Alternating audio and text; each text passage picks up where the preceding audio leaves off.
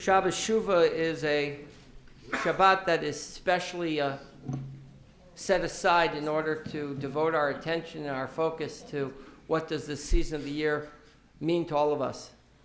What does the Shabbat between Rosh Hashanah and Yom Kippur actually mean to us? First off, I can imagine how difficult it must be for all of you to be here this morning after Rosh Hashanah. Yom Kippur's coming up. We're going to be in shul a lot. And so I appreciate you all being here with me. Otherwise, I would be here by myself. And I thank you. The gravity of this Shabbat requires of us to ask ourselves some really important questions. As I mentioned last night, if tshuva means repentance, if tshuva means return, we have to ask ourselves the question, what are we returning to? But I'd like to ask a different question this morning. If it's possible to suggest that the word tshuva means answer or response, then we have to ask ourselves the question, what is the she'elah? What is the question? If the response is a change in ways, what's the question? If the response is a return to a kinder, more generous person, then what's the question? And so I'd like to pose a question this morning and ask you really to think about it as I unfold a couple texts for you. And that's the question of, what do you think is the true nature of God? What do you believe about God?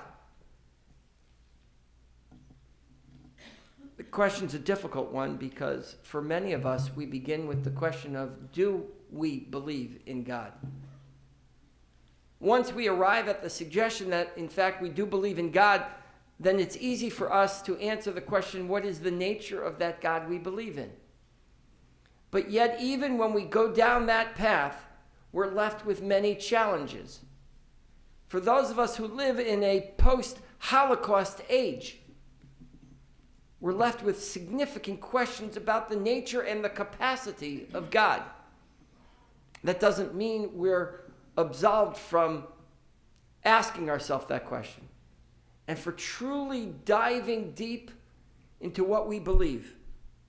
This morning's Parsha offers us a challenging moment. It's one that has often been suggested as the rationale for where God was during the Holocaust. So let me read it to you. Vayichar api bo vayom hahu ve'azavtem vehistarti panai mehem ve'haya lechom tzui ra'ot rabot v'tzarot. That God's anger flared up, and then God abandoned the Jewish people and hid his face from them. So there are those who suggest that when horrible things happen in this world, it's because God has chosen to be absent. Because God is so angry at humanity for the way it behaves that God decides to absent himself entirely from the universe. And that's a question that's often posed. And the rabbis struggle with this idea of the absence of God. When we believe God to be a generous, loving, caring, giving being, it's hard to imagine that in our darkest hours that God would abandon us and hide God's face. For some of us who have undergone some challenges in our lives, we sometimes ask the question, where is God? And for some of us, we hold on tighter to a God that's loving, that God is there with us in those difficult, challenging moments. And we don't imagine for a second that God has abandoned us, but rather God is holding us up when we are most frail. The Histarti Panai, God hid God's face. Rashi says, Kimoshe eni ro'eh b'tzaratam, as though God doesn't see our distress. Rashi says, Is it possible to imagine an Almighty, our God, our ever-loving God, as not seeing our pain? That God abandons us in those moments of extraordinary pain. And the Sforno, commenting on Rashi, says, Vistarti panim mehem, alim einai chamalti mehem, kivlati roe b'tzaratam. When they fall under the control of other nations who will abuse and oppress them, I'll ignore them out of a sense of pity and make believe I'm unaware of their plight. That is, Sforno, commenting on Rashi, says, we do it to ourselves.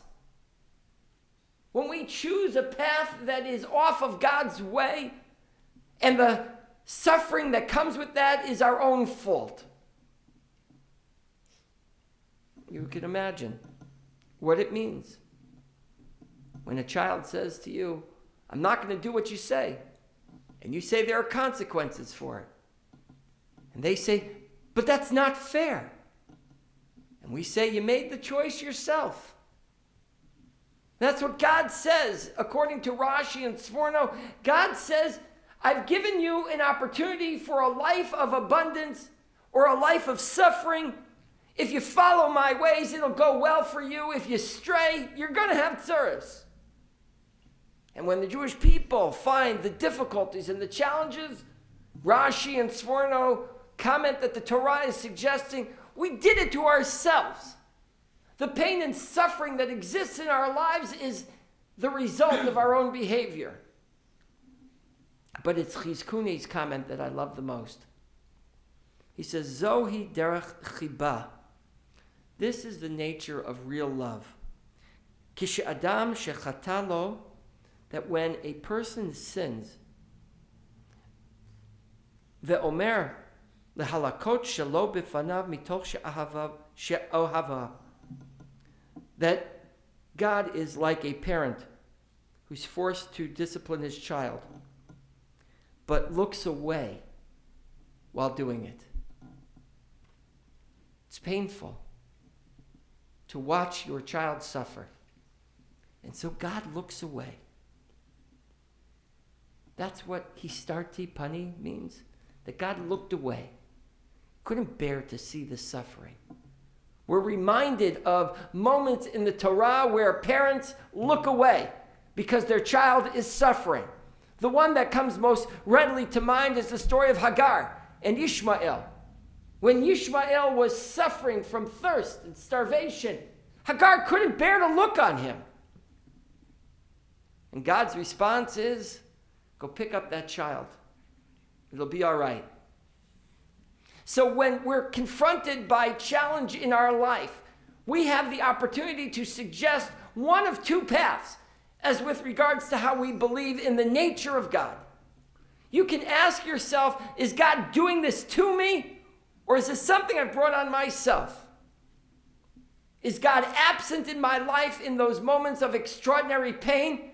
Or is God there sitting by my side, holding my hand? I tell you this morning. You have a choice about what you're going to believe about the nature of God. You have a choice about what you're going to believe about the nature of human beings. You have a choice to believe about what you think is the nature of yourself. If you choose the positive, then life becomes better, more plausible, more doable. If you say to yourself, I'm a good person, I made a mistake, I'll take my lumps, then you move on and you don't become angry. If you choose to say that human beings are terrible by nature, people are evil, then you'll live a life wondering who's going to wrong you next. If you think God is absent in your life in those most challenging moments, then what you'll feel is isolation and loneliness. But if you choose to believe the positive about the world, about God, about yourself, then things become more tolerable. So this morning is essentially about a silent treatment. And you can choose to suggest that every time you receive the silent treatment from somebody else, it's because they're so angry they won't talk to you. You can, on the other hand, say, maybe I'd rather not hear what they'd have to say if they spoke. Because the silent treatment sometimes says, let me sit in the silence for a little bit without saying something I wish I never said. I tell you, it's as hard to be on the receiving end of the silent treatment as it is to be on the giving end. Because to hold our tongues is incredibly difficult. The question is in that silence, do you choose to believe the worst or believe the best? I suggest to you this morning that the silent treatment is an opportunity to believe the best.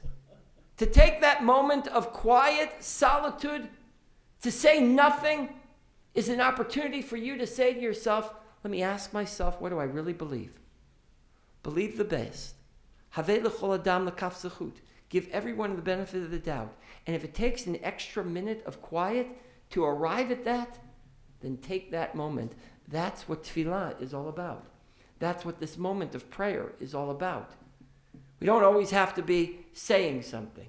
Sometimes the most important messages can come from the silence that may appear as though we're lonely, but what we're doing is enacting an engagement activity. We're involving ourselves in finding a way to be closer to somebody else than more distant. Shabbat Shalom.